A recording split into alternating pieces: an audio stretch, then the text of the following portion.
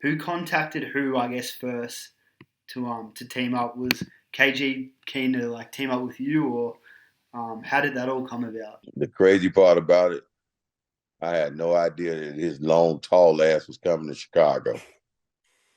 See, what's so crazy when people think this is what ended up happening.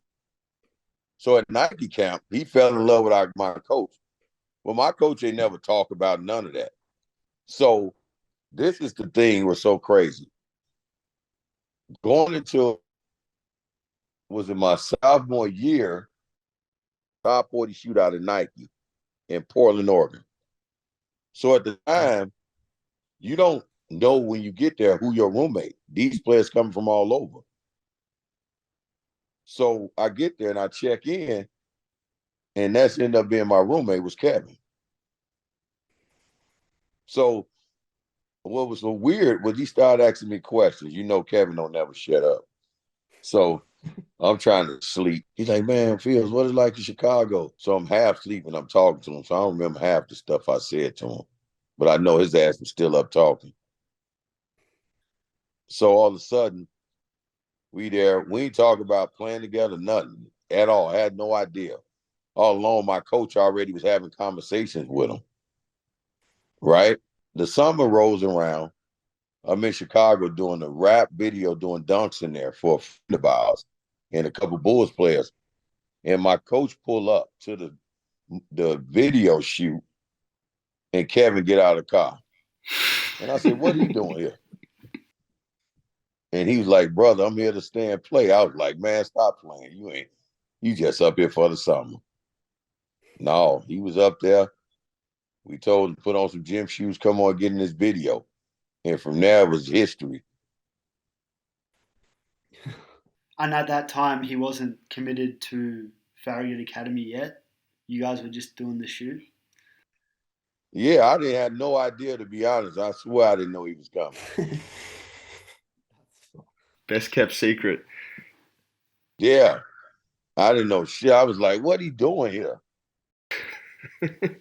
So is that your favorite KG story, or is there any other? Let us hear. Kevin is shoot. Look, I tell you what the craziest story is like. When one of the, the news used to try to come up to the school, so we was in class together, and I'm right there next to him. And Kevin's, so tired because I kept him up the night before, hitting him with shoes and wouldn't let him sleep. So we get to school the next day. And we don't know when media gonna try to sneak in because we had that a lot in school. So I'm woke, Kevin's slobbing on his book, he sleep. So the teacher gonna say, Kevin, and he seen the news people looking in the room. So he gonna try to put him on. He gonna try to like embarrass him and stuff. So I said, Kevin, wake up, wake up. I said, cause so the teacher asked you to read. He's like, where we at? At the time, I forgot we was on the 2 pages because I wasn't paying attention. So I had Kevin read the wrong thing what was going on in class. He's like, man, what you doing? I said, your ass was asleep. He's like, why you having me read the wrong thing?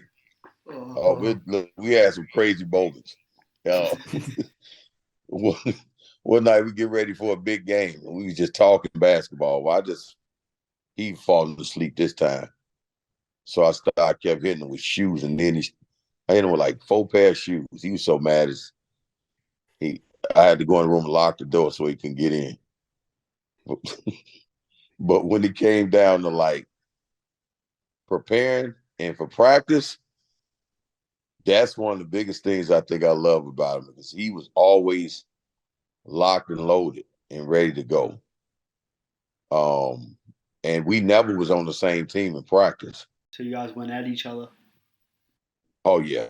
Coach, it wouldn't be it was you talking about trash talking. It was heated. It was very heated. Yeah. We got NBA scouts in our practice. Is there any like specific KG line that he might have went too far, or because we know KG, like there's a lot of stories in the league where trash talks a lot. Yeah, a lot of great trash talks talk stories out there. The level now. But this is the thing. If you pay attention to it, you're going to get sucked into it. Yeah. Kevin say some of the most crazy shit you ever hear a human being say. So if you ain't that smart, you should to realize some of that shit don't make sense. Just ignore them. Yeah. Don't. Timothy. I recently saw that there was that clip of him when Fareed grabbed the rebound and was like, "Give me that shit," and then Garnett blocks him, KG blocks him, and he goes, "Shit out of here!" Oh yeah. Oh, he had said some of the craziest stuff to Nettie and said to players. But I think, being in Chicago when he came up there, he seen how it was, and he embraced that attitude. Mm-hmm. He embraced that attitude. The city molded him a little bit, would you say, in terms of his attitude? Yeah. The first thing we did, we took him to this place called Marcy Center. It's like playing in the dungeon. You cannot call fouls. If you call fouls, you're going to get your ass whooped. So you can't call them. And he didn't believe it. So you go to the basket, you better go with a purpose. If not, you're going to get knocked across this stage where you run right into that, knock you into it. So I told him, I said, don't call no fouls in here, whatever you do.